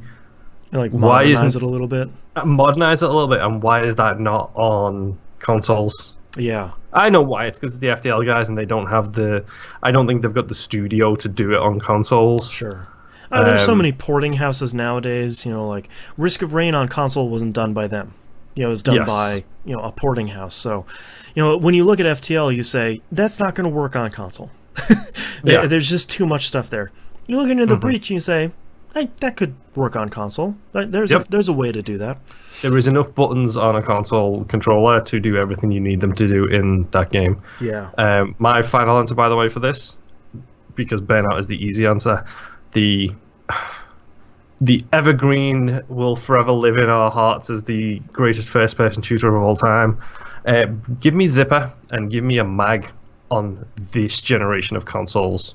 Well, someone reminded me on Twitter that, you know, whoever the guy is that came up with mag is not dead, but he's probably rolling in his grave right now, seeing these battle royale games being popular, because it's like, I did this like 10 years ago and you guys hated it. And it was 256 people. Yeah, like it's 128 versus 128, and you guys are going bonkers for, you know, 100 people jumping out of a sky bus. Mm-hmm. I feel badly really, for that team. Yeah. It's 10 years too early. Zipper kind of got boned on that anyway, because that was the exact same. That if my memory serves, no, I might be wrong here, but if my memory serves, Mag came out the exact same day as a SOCOM game, which was an online-only game, and they both got released on a day when the PSN network got hacked and had to go down for like 4 days. Yeah, if I remember correctly, that's true. I was gonna look it up here. PS3 video game. Yeah, I remember correctly. That was very much the problem. It was. I think it was one of those situations where it was like, oh hey, if it can go wrong, it is going wrong, and it's going wrong right now. Yep. Well, and like, it's also the problem too, where of course I searched for that and it's just showing gun ejection problems. I think the other problem too is they named it MAG, which originally stood for like Massive Action Game. Oh, you saying it. But really quickly, they were like, hey guys, don't call it that because that's dumb. And everyone's like, yeah, it's dumb. Remember when it was called that? And you're just like, please don't, it's killing our game. I think they should have just leaned into it. Yeah. You know what? Yeah, we called it MAG. Yeah, MAG is dumb. Guess what? It's exactly what it says on the tin. Yep. It is. You put 255 other people in here. It's a pretty massive action game. And I'm sorry, but what's Battlegrounds all about? Is that all about a battleground? Right. It's pretty straightforward. You know, more and more games are doing this, where it's just like, hey, Call of Duty World War II. Shocker. Right. Well, like, you know, Battlegrounds, the full name is PlayerUnknown's Battlegrounds. Which is the name of the developer? Most people don't even know who PlayerUnknown is. They just call it PUBG and they don't care. I did not know he was Irish until he was on the Bombcast E3 stuff. Yeah. Oh, man. Alright, next question is from Servo. Of the previously released video game adaptations, which ones would you like to see rebooted? I was going to say Mario, but the Illumination Studios, the ones who made the Minions movies and the Despicable Me, are making a Mario movie? We're talking about movies, aren't we? Yeah, so like that's a pretty perfect match. So I haven't seen the new Lara Croft, but or the new Tomb Raider, I should say. But you played the first game, so yeah, Jess said Jess said it's pretty good. She liked it. Honestly, I'm not sure. I kind of want to see another Street Fighter movie because the live-action Street Fighter movie was just so dumb and so great at the same time. Unlike the DOA movie, that was dumb and pretty bad. Yeah. That was I think there's a Tekken movie. No. Okay, I'm sorry. Mortal Kombat. Give me a Mortal Kombat. But I don't want none of this good stuff with your YouTube show that's really, really cool. I want Mortal Kombat Annihilation. the second Mortal Kombat movie. I want you to like so bad. Not have live action people, and I want you to have CG, but like not top of the end CG, just one step below that. Like it's not great, but it's pretty good. Give me like stuff. I love bad stuff. That's my problem. Is like I will unabashedly say the Street Fighter movie is an incredible movie because it's terrible at the same time. Same with Annihilation. Yeah. I'm sorry, but the line "for you it was Tuesday" will forever stick in my head as one of the greatest lines ever delivered in movie history. Oh man. Oh, Raul Julia, you were such a treasure. I'm trying to think of any other movies that really came out that I feel like Mortal Kombat would be really good. That just like lean really hard into it. Like make a 90-minute movie and put everybody in there. Oh yeah. Every 2 minutes another person's popping out. Yeah, I was just about to say 60 seconds of screen time each. Hey look, it's Noob Saibot. Hey guys. They can put it in cars and call it Mortal Kombat Gone in 60 seconds. Oh, that'd be good. But oh man, I mean, I don't know. There's so many video game movies is the problem. Like, I mean, there's a Far Cry movie that I've never seen because it's UA Bowl. There's a Postal movie that I've never seen because if I'm right, that's also UA Bowl. It is. Spoiler alert: they're not good. Shocker. Yeah. I don't know. Part of me wants to see video games based on movies, like because it's in my head so much right now. Starship Troopers 2. Give me a video game that's awesome about that world. Yeah. Yeah, I'm trying to see if there's... Oh, there was that Doom movie. I totally forgot about that. The worst thing is that had so much potential. Yeah. It's got The Rock before he became a good actor, and it's got Carl Urban before he became a good actor. And it has a first-person shooter sequence in it. Mm-hmm. The Resident Evil movies are ones I surprisingly forgot about. Those were good. Like them though. Yeah. I like them a lot. I think they've succeeded where most other game movies have failed. Like the first one was close enough to the game to where it made sense. The second one was close enough to the game where it was okay, and then on the third one, like, okay, we've done our due diligence. You've got what you wanted. Now we're just gonna go crazy. Yeah. I actually think now that I'm looking at this list, I will cast my vote for Max Payne. I've never seen the Wahlberg version, but that would be good. I haven't either, but I bet if you make like a really gritty, like Netflix mini-series out of it... Oh, yeah, like The Punisher. Yeah, that could be really good. Yeah, because Netflix doesn't care about ratings as well, so they could just go hard R with the whole thing. Yep. That could be really cool. Yeah. Hey, Netflix, we're available for consulting. Yeah, I don't work for cheap. You have money. All right, let's move on to our next question here from Death2K on Discord. How difficult is it to play multiple games at once? Do you have rules or just wing it? My fear will be losing interest in a game and never going back to finish it. Hey, guess what the problem is? Yep. Welcome to my personal nightmare. Yeah. I do this to myself for you. I hope you all appreciate that. Yeah. We actually talked about this a little bit on the pre-show. So for those who are not Patreons, either watch the video or listen to your Outcast episode, and you'll get the full rundown. But it bothers me, and this is some weird behind-the-scenes stuff. I have received criticism before for playing quote-unquote achievement games and being that person who only plays that. Go back and listen to other episodes, folks. You'd be surprised at how much the variety of games I play actually like consistently changes every single week. There are days when I want nothing more than to come home and put 6 hours into Monster Hunter. But when it's Tuesday and I've done that, I'm thinking to myself at the end of that day, 6 hours in Monster Hunter does not a good podcast make. No. So, well, unless we're doing The Carve, but that's not our podcast. That's somebody else's podcast. Yeah. So they're fine.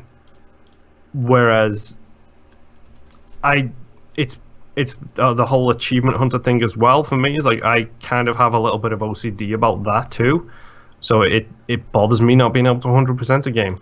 And sometimes that's not because I don't have the time or because the achievements are too hard, Sometimes it's just because I think to myself, I'll get back to it eventually. 6 years later, I still haven't got back to it eventually. Yeah. Because I'm too busy trying to make sure. And this is not me complaining, like, let's just clear that up right now. I ain't complaining about the show. I ain't complaining about the fans, minus the few people who have said basically I'm the achievement guy and that's all I play. Right. Do your research before you start throwing that kind of Don't throw mud shade around. at me. Yeah. Otherwise, I'll throw my gamer score back at you. But like, it's one of those things. It's like we all know. Like, we feel guilty. Like, we're both married. Boston has a kid. I have a 40 to 100 hour a week job, depending on what the week is. Roll the dice. Yeah, exactly. Like, hey folks, here's some good news. I'm in work next Saturday and the Saturday after, so I'm doing 2 6-day weeks. That's gonna suck. That's gonna mean I'm playing smaller, shorter experiences because I feel the need to make progress in stuff I've already talked about or start new things because we want the show to be interesting. We want to. Yep. We want content. We want you guys to be able to tune in and listen and not think, oh well, there goes Boston spending 2 hours talking about Ni no Kuni again, and there goes Moon talking about Monster Hunter for the 8th week on a row. Or let's listen to the adventures of Nymph and Moon and Elite Dangerous again, which I wish I could do that every week. Yeah. But this is kind of the whole reason why at the same time we don't talk about Isaac on the show. We have a separate show for that. Yep. Because otherwise that's half an hour somewhere else. Exactly. So that way, if you know you're interested in it, it's there for you. If you're not, then you don't have to listen to me destroy my desk. Well, and that's part of the reason why I played so much Ni no Kuni this week, is I really try to stick to one game like that at a time, because I really do want to finish them. Like, I could try to play that and Lego Marvel Super Heroes 2 at the same time, but then I wouldn't make much progress in either one of them, and I'd get frustrated, so like one of them would win out either way in the end, and I'd rather sit down and focus on Ni no Kuni 2 and just kind of either, if I didn't want to go for the platinum, just finish the main story and however much I wanted to, and then be done with it and say, all right, well, that goes back on the shelf, and if any DLC comes out, I probably don't care because I've had, the complete experience already. A lot like Assassin's Creed Origins. I heard the DLC in that is really great. I probably won't play it. Just because I've moved on. Yeah, I might eventually, but that's something for me. I've never been a DLC person. Yeah, I've never been a microtransaction person either. So, it's doing the show does change the way we play things. There's no two ways about it. Like we do that. I went out and bought Burnout Paradise Day 1, number 1, because I was interested in it, but also number 2 because I wanted to be able to talk about it on the show. It's, again, part of the whole thing is it bothers me a little bit right now that neither of us have played Far Cry 5. Yeah. And that's a mixture of time constraints, that's a mixture of financial constraints, it's also a mixture of all of that, and then where do we fit it in during the day? Like, I will probably be able to play it before Boston would, because kids. Like, literally, you wouldn't be able to play it unless... If I want to play it on mute, I could probably play it, but that's about it. Yeah. Whereas I would be able to play it, but at the same time, at the minute, I just dropped $400 on a dryer. I'm saving for car payments. I'm saving for real life stuff. Yeah, like, correction, I didn't drop $400 on a dryer. My mother-in-law dropped $400 on a dryer, but real life stuff takes precedence over this kind of thing. And yeah, it sucks. I'll get to Far Cry when I get to it. It sucks that we can't talk about it this week, but that's one of the reasons why I like the whole PC thing I'm doing. Something we talked about in the show as well, is like trying to go through those games, is because there's nothing wrong with coming back to a game 10 years, 15 years after it's been released and saying, oh, is this actually any good? And then giving it a go. Right. I give you Isaac. Yeah. Next question here from T-Bomb Rocks in Discord. What was the last game you started watching the game trailer and didn't even need to finish before you thought, yep, buying this one? A Way Out.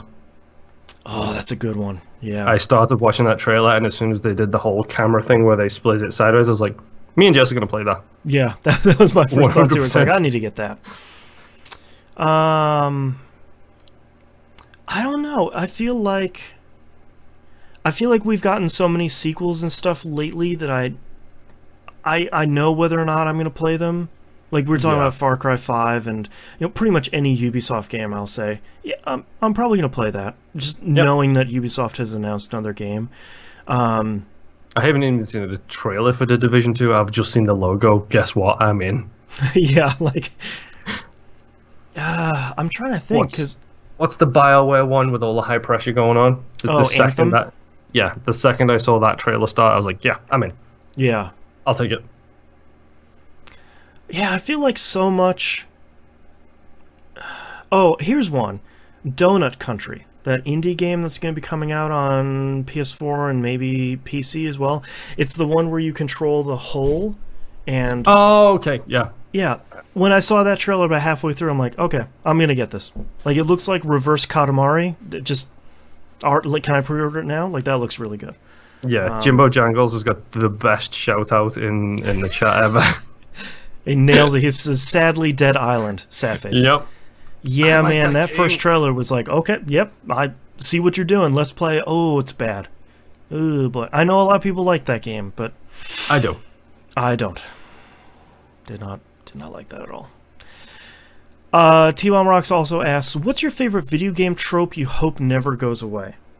I actually have one because I was thinking about it when we were talking about Xenoblade Chronicles 2 on PUP and Ni no Kuni 2 here on the show, is like with the power of friendship sort of blue sky sort of game. Like, they don't do that in Ni no Kuni 2. Kind of thing. But it's like relentlessly optimistic. I really hope that never goes away, because that's not the majority of games. No, it's not. Majority of games is like, I'm a killer with a dark past, and I love kittens. It's like, sure, but, is Kratos going to be petting a kitten in the new God of War? Like, I don't know. Is that his redeeming quality? He probably is. Probably. For me, it's the first thing that jumped into my head when I had that question was two things, but they're both achievement related. It's different ways to play, so you can use achievements as a basis for or challenges or in-game quests or like little hidden stuff. Like with achievements, it's different ways to play. Yeah. So like having something stupid where it's like, oh, do X and get this achievement, but it's a completely different way of playing. We were talking last week, like what was that chair game? The Metroidvania with a 13%. Yes, Shadow Complex. Yeah, where we were like, I didn't even know I could do. Okay, cool. Yeah, let's do another playthrough and let's try and do that. Okay. Yeah, stuff like that. Yeah. That's the type of thing I love. Like, be it, like I said, be it in-game challenges or achievements or stuff like that. And I hate it. It ties back into how much I love bad movies and bad games and bad everything, because I generally like to look on the positive side. Give me bad jokes and puns in achievements all the time. I will love those. Because you will love Ni no Kuni too, because the amount of puns that exist in weapon and item names, plentiful. And I love, like, especially when it's an achievement and you don't know you're going for it and you get it and it pops up and you're like, oh, this is an achievement. What did I do to get that? And then you read the description, you realize what you've just done, and you burst out laughing. That moment is so great to me, where it's just like, that's so dumb, but kind of really cool as well that they've included that in there. T-Bomb Rocks in chat has a really great one. Trash can food for health. It's like you beat up a trash can and an edible food, an edible chicken pops out. Trash can / wall turkey. Yeah, that's a really good one. And last but not least, Maximus Prime in Discord says, there are so many platforms, genres, styles, and tiers of video games it's overwhelming. But there are certain things that are shared amongst them all, which brings me to my question. What's your favorite environments in video games? Indoor, outdoor, confined and tight, open sprawling, urban, rural, space, ocean? Look forward to your answers. I don't think you've ever been asked this. I don't think we have. This is a good question. Nope. I think we haven't been asked it. I have two answers. Straight away, I can give you two. Number one, ocean, underwater stuff. Huge. I'm a huge fan of it because it terrifies the hell out of me. And it's beautiful at the same time. Yeah, it's that damn nature you scary moment of seeing something underwater. Like BioShock does a good job when you're looking out of the bathysphere stuff of like the landscapes and the darkness. Yeah. That kind of thing. It doesn't matter to me if you're indoors or outdoors. Abzu is a good example of this as well. Yeah. Abzu is incredibly beautiful and then incredibly scary at the same time. Man, that's a great game. My other answer to this is space. Give me a good space skybox, and I can screenshot it all day long and then have it as like backgrounds and posters. Well, space and ocean are beautiful and terrifying for the same reasons. Yeah, because we don't know what's there. Yeah, and they're huge. Yeah, I mean, greatest start to any video game ever, in my personal opinion, is Mass Effect 2. When the Normandy gets blown up, and you have to walk through the Normandy as it's been ruptured to space, and it has that space skybox above you, and it's the planet and the debris from the ship getting blown and it's up. Silent. Exactly. That moment is one of my favorite moments in video games ever because of the environment it's in. That skybox, that look is just, that's heaven to me. Yeah. Kind of one of the reasons why I love Halo games. They do in killer space skyboxes. Yep. Boy, those are good picks.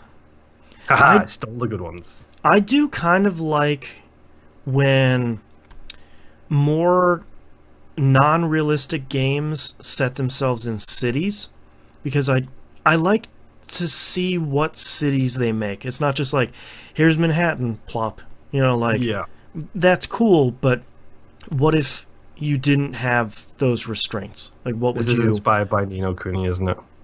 Well, partially, because I liked seeing...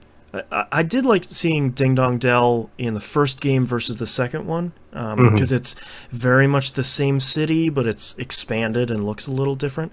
But, like, what kind of cool stuff can you make if you take some of those real-world restrictions away? You know, like, what's your cool fantasy city going to look like? What's your Inception moment? Where are these bridges leading to? That kind of thing. Well, it's a little bit less like... I had a game that I was thinking of, and I totally... Oh, it's a little bit less like low fantasy, like Skyrim, where it's like those are like, here's our guess huts. What? There's a big castle and a bunch of little huts around it. Yeah, like what's your cartoony sort of high fantasy gonna look like? This town is upside down. That's crazy. This town has an eternal night. That's awesome. You know, like show me some cool stuff. Yeah, that's actually a really good call. Yeah. One exception to that is the Sonic 2006, 2009. The bad one where Sonic kisses a real life lady. Yes. Yeah, that one. Because that has a made up city in it. It's bad. It's so bad.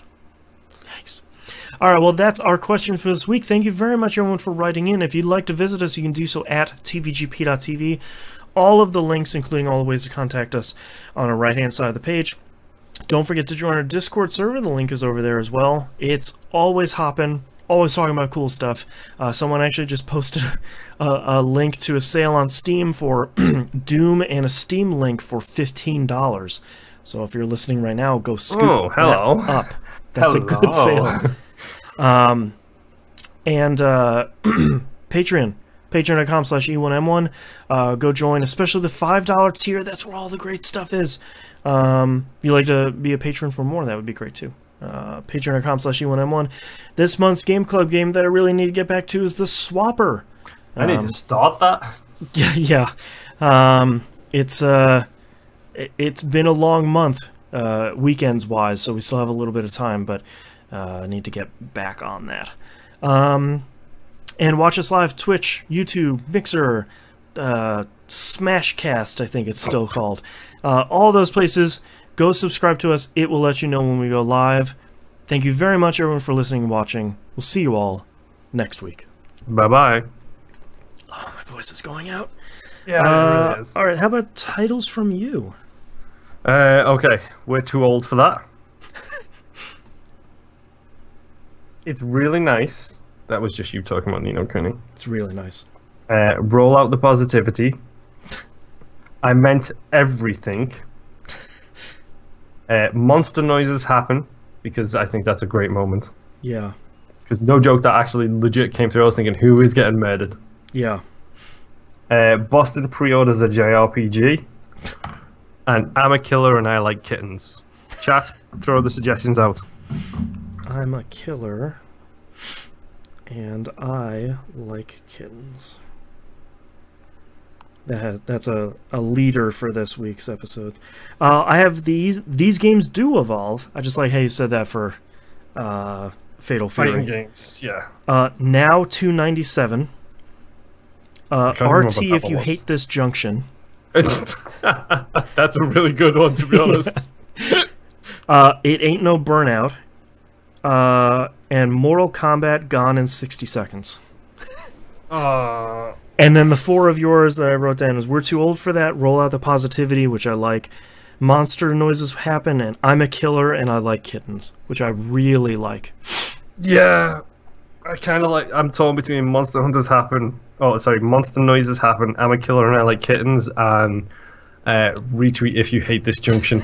Because that's really fucking good. Yeah, I like RT if you hate this junction. I'd be okay with that one. So yeah, you're gonna have to bleep me out at the end. That's alright, I already wrote it down. Thank you. Sorry. Yeah, I could go with that one if you like. Which one? RT if you hate this junction. Yeah. Alright. Sounds good. I like it. I'm a killer and I like kittens. Strong number 2. It's really up there though, that's the problem. Any other week would have been yours. Alright, let's start in 3, 2, 1. This is That Video Game Podcast, episode 545 for April 2nd, 2018. RT, if you hate this junction. You'll know it when you see it. Alright, thank you so much everyone for watching. Happy to see a whole bunch of new peeps hanging out with us here and chatting with us. Hope to see you next week. Same time, same channel. Bye.